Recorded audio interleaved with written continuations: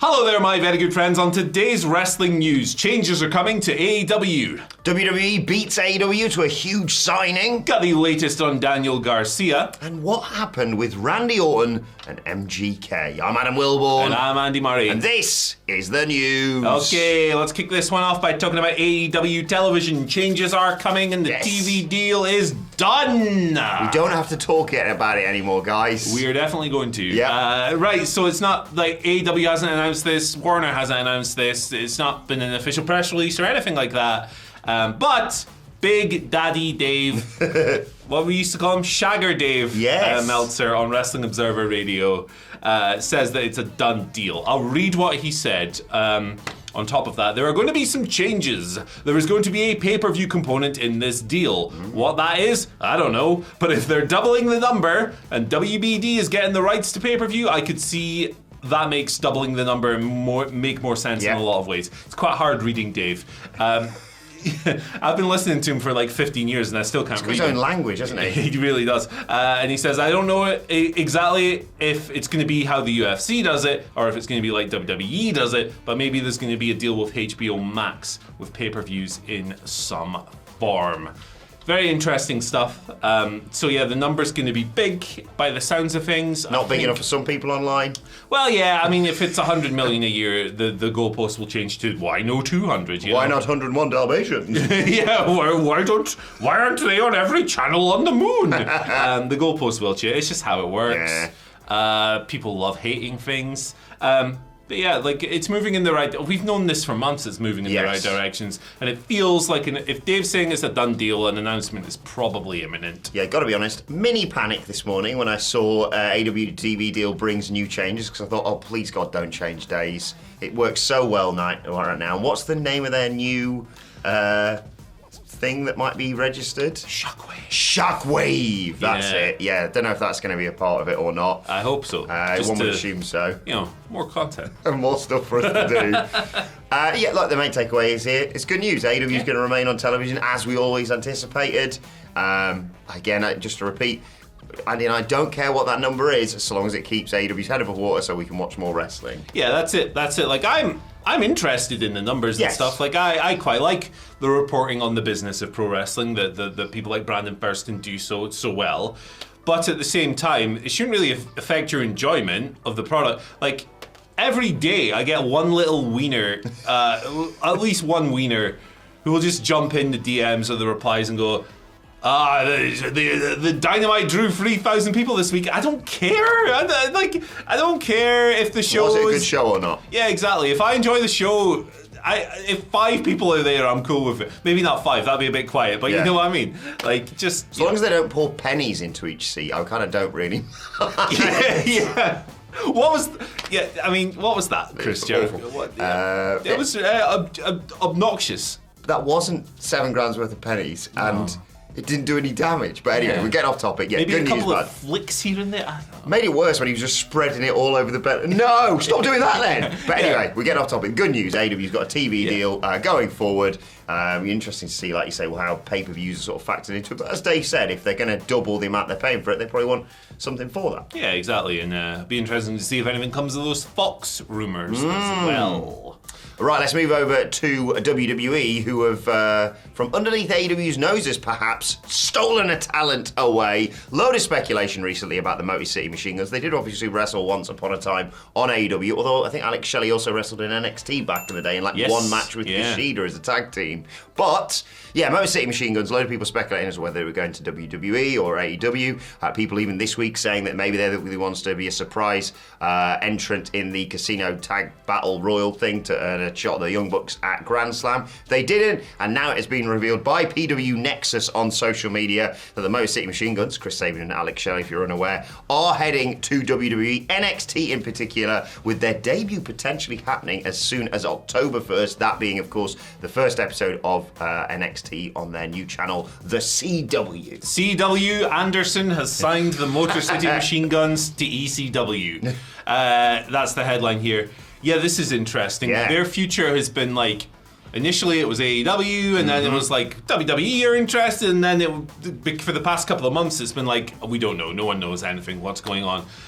So Yeah, they're an incredible tag team, Yes. incredibly influential. They're still only in their early 40s, which blows my mind. It's mad, isn't it? I think they're 41 and 42, respectively. So it's an interesting move for Shelley in particular, because I know he has I think he's a physiotherapist or something similar outside of wrestling. So, obviously WWE might be a more intense schedule. Who the heck knows? But when Tony Khan announced there was going to be a tag gauntlet this week, I thought, maybe there's a big surprise, and maybe it's the Guns. Obviously, it's not. I think they're fantastic. They'll do well wherever they go.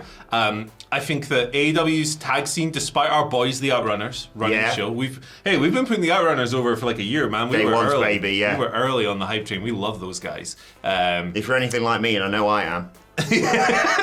We are the youngest man alive. I've lost my train of thought. Yeah, WWE's tag scene is, NXT's in particular, is booked a little bit better than AEW. So I think MCMG versus Fraxium in particular, that's really great, isn't it? That's just great. So I discovered there's a name for them that I didn't realise, by the way. Apparently they're sometimes listed as a supersonic duo. Oh, so, okay. I mean, they're going to split pretty much very soon, I reckon. But still, they're a great team, and they've been putting on some banger matches, even with sort of young developing tag teams. So what they could do with the Motor City Machine Guns could be really exciting. Could be wonderful. And as you mentioned, Alex Shelley's had a cameo in WWE before. Speaking of cameo, where can they find you on Cameo? Hey, you can find me, Adam Wilburn. Where can they find you? At Andy H. Murray. Yeah, you want us to speak some absolute nonsense right to you? Hit us up. We do it every day on the news, but also you can pay us to do it as well.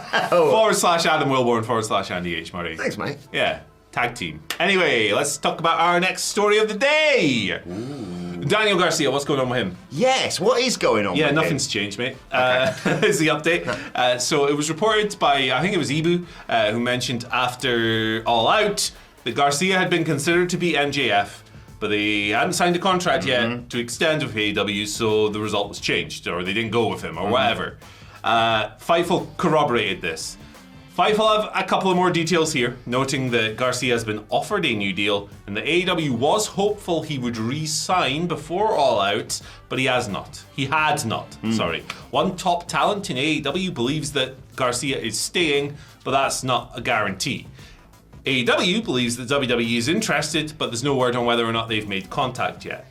Previously, Dave Meltzer had reported that people in WWE thought that Garcia was staying in AEW, so it's a lot of he said, she said, bullshit, you better talk in that, or you're going to leave with a fat lip. Did I get that right, Fred Durst? I don't know. We've been watching some Woodstock this morning. Yeah, I'm going to break some stuff. Take that, box. Yeah, I don't know what, I just assumed Daniel Garcia would re-sign with AEW, prominent position on the All Out card, big match with Max, and I thought he was going to win that, but obviously even when he lost, he got his revenge. Yeah. Like you say, maybe a bit of a trade-off of we can't let you win because you haven't signed a new contract, but you're not going to get completely done over by MJF at All Out. I would assume probably he's more likely to stick around in AEW, but I've no doubt WWE are going to be throwing everything at him. Fantastic talent, and any company would be lucky to have him at such a young age as well. Dante Rios coming back to PC. But I don't know. Like I say, I don't think he's been booked too badly in AEW for him to be like, right, that's it, I'm out the door as soon as my contract finishes. Yeah. But I'm sure he'll want assurances going forward. There's a lot of people, obviously, we've always talked about this on the AEW roster, and you want guarantees that you are going to be, utilised well in the next few years if you're committing your future to them. Yeah, I think that he's had the rug pulled at least once, right? They did nothing with the Dragon Slayer stuff really long term. He was saddled to, surprise, Chris Jericho for entirely too long. And logically, from within the storyline, I thought he should have just gone over MJF, even if he does leave. It's man, especially if Max is going away for a bit. Yeah, exactly. What is the point if in the end he doesn't get his revenge for that bloody assault? I know he beat him down after the bell, but he still lost the match. It's a bit like, was it Eddie Kingston Jericho once, where Jericho in the match is but Eddie Kingston's got the moral victory. Yeah, and that was come on. Sometimes there is there's been a few examples of that in AEW history. So yeah, and look, even if Daniel Garcia does leave, if he beat MJF could just come back and go, he ran away from me before I could, do whatever.